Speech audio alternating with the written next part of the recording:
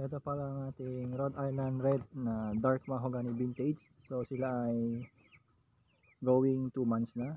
So yan, malulusog naman ng ating mga manok ngayon. So yan, iba na ang kulay nila.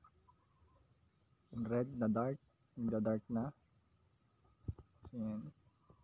Yan guys. So ang pagkain nila ngayon is maghahalo na ako ng crumble na Integra 2000.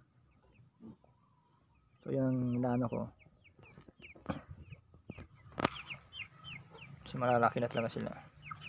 So mamaya papakita ko paano pinapakain sa inyo. Paano yung mixing ng para mag-transition na tayo sa Integra 2 na crumble. So ipapakita ko yung pagkaiba ng Integra 1 at Integra 2. So ito po yung Integra 1. Yan po, Integra 1. Tapos ito naman po yung Integra 2.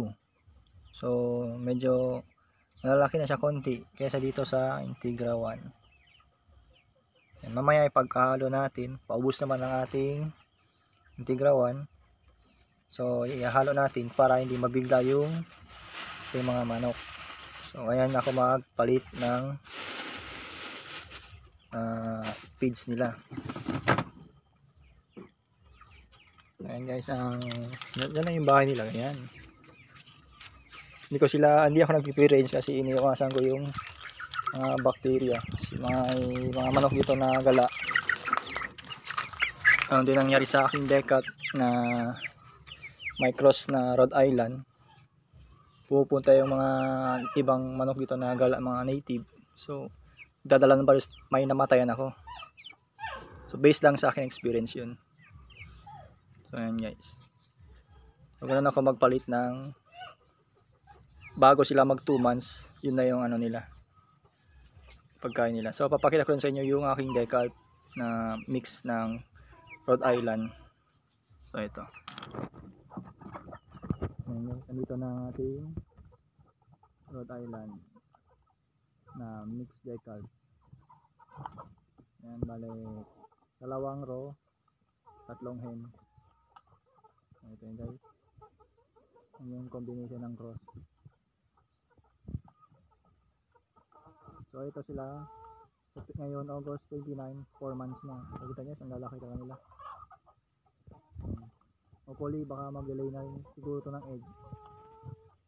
Hindi pa naman ready yung rooster natin na mag-breed. So yung hen natin baka mag-delay na yung egg natin. Pag-mix na po natin ng Integra 1 at saka Integra 2. So kita nyo naman, kinakain talaga nila. Hindi sila nabibigla. Yan lang po ang parang. I-mix nyo po muna yung sa isang cup. Yung 1 cup po ang binibigay nyo, hati-hati po sa Integra 1 at Integra 2. Yan po, kinakain na po nila. Ayan.